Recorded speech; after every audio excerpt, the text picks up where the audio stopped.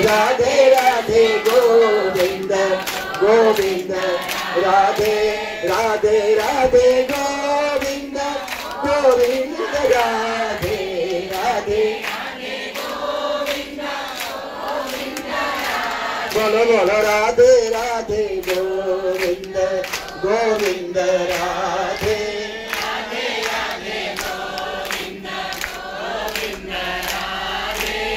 अहिले हामी कहाँ छौं? लक्ष्मीनारायण मन्दिरमा। यो लक्ष्मीनारायण मन्दिर कहाँ छ? डाँसीमा। डाँसी कहाँ छ? काठमाडौँमा। काठमाडौँ कहाँ छ? नेपालमा। नेपाल कहाँ छ? नेपाल कहाँ छ? ए बाबा सचिव छ भन्नु भाइ।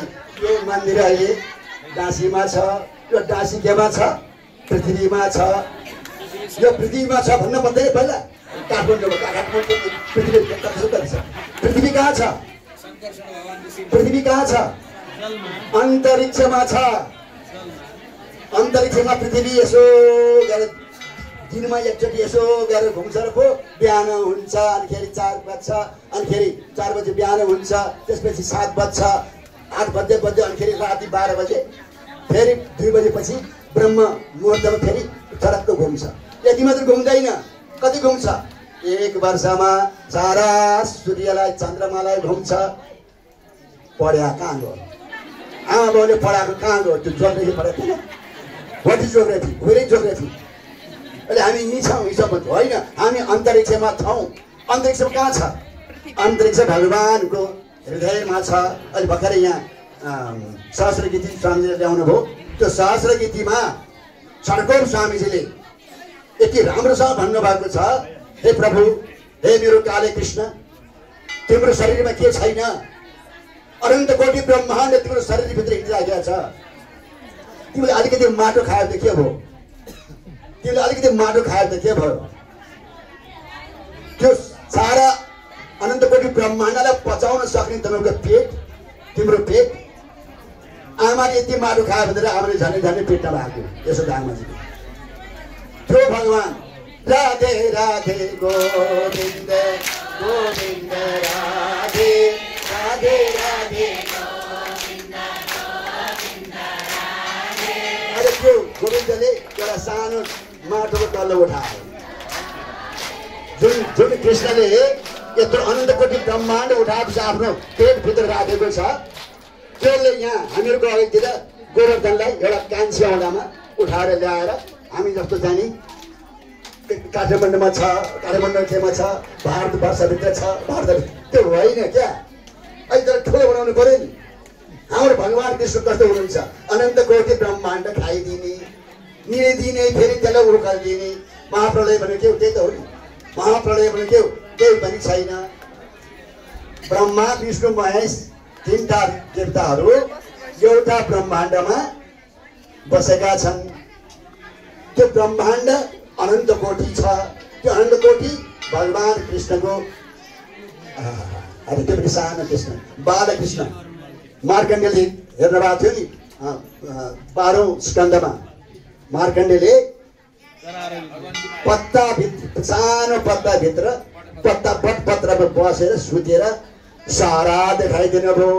त्यस्तो कथा सुनेका हामीहरू यहाँ अहिले डाँसी मन्दिरमा लक्ष्मीनारायण मन्दिरको अगाडि अन्नकुटलाई एउटा बहाना बनाएर एक भएर आएर यहाँ अहिले एउटा पृथ्वीको मान्छेको मात्रै पपुलेसन कति थाहा तिमीलाई?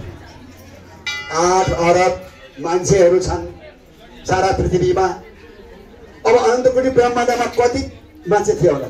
कति छन् होला? अहिले पनि छ त ब्रह्माण्ड त। एउटा ब्रह्माण्ड पत्ता लगाउन सकेको छैन अहिले। के गर्यो भन्छ? तर हाम्रो ऋषिमुनिहरूले उहिले पत्ता लगाइदिनु भयो। बालकृष्णको बटपत्रमा सुत्ने भगवानको चाहिँ पेटमा अनन्त कोटि ब्रह्माण्ड दर्शन गर्नुभयो। कुन ऋषिले? मार्कण्डेय ऋषिले। त्यही भगवान आज हाम्रो अगाडि यो अन्नको अगाडि राखेर आफ्नै मचनी सबै अन्न खाए है। वर्षालु खप्ला खाइदिनु भयो। गोवर्धनमा केही पनि छैन, टाट हो। पोहोर परार त इन्द्रले खान सक्दैन थिए, हामी पनि पठाएर खान्थ्यौँ। यसबाट त्यो पनि नखान पाइने भयो भनेर सारा भक्तहरू यत्रो मुख लगाएर बिहानदेखि बसे भोक लागेको छ, खान नपाउने पनि थोरै खाइदियो। कृष्णले गरेका छ। जति हाले पनि गाडा गाडामा ल्याएका थिए सबै चिलिम केही पनि छैन। के जाने अब भरि के लिएर जाने पेटमा बसेबाट जस्ताको जस्तै सबै उकालिदिनु भयो। सारा त्यो गाडाका गाडा अगाडि आयो। त्यो भगवान् कृष्णको जो आनन्द हो त्यो आनन्द आज हाम्री सीता माताले दिएको जग्गा हाम्रा परम पूज्य परम हंस भन्छु म त अब हाम्रो एउटा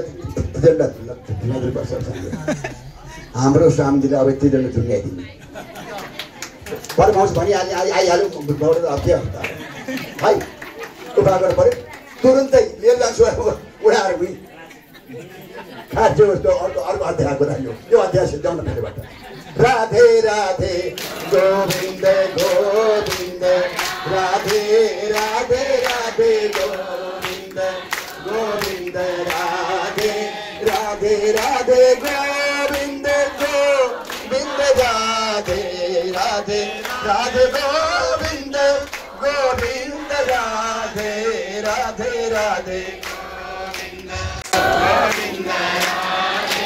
कमला चोचुक कुमकुमतो नियतारुणिता तुलनीयतनु कमला चोचुक कुमकुमतो नियतारुणिता तुलनीयतनु कमलायतलो चनलोकपते विजयी भव वेंकटशैलपते कमलायतलो चनलोकपते विजयी भव वेंकटशैलपते राधे राधे राधे राधे राधे राधे गोविंद गोविंद राधे राधे राधे गोविंद गोविंद राधे विना वेंकटेशं ननाथो ननाथ या वेंकटेशं स्मरामि स्मरामि विना वेंकटेशं ननाथो ननाथ सदा वेंकटेशं स्मरामि स्मरामि हरे वेंकटेश प्रसीद प्रसीद प्रियं वेंकटेश प्रयच्छ प्रयच्छ हरे वेंकटेश प्रसीद प्रियं वेंकटेश प्रयच्छ प्रयच्छ राधे राधे गोविंद गोविंद राधे राधे राधे गोविंद राधे स्वामीले हात हल्लाउनु भयो। अब त्यो हातमा त्रिदण्ड लगाएर हामी अर्को पल्ट चाहिँ हल्लाउनु पर्छ। अब आरती हुँदैछ।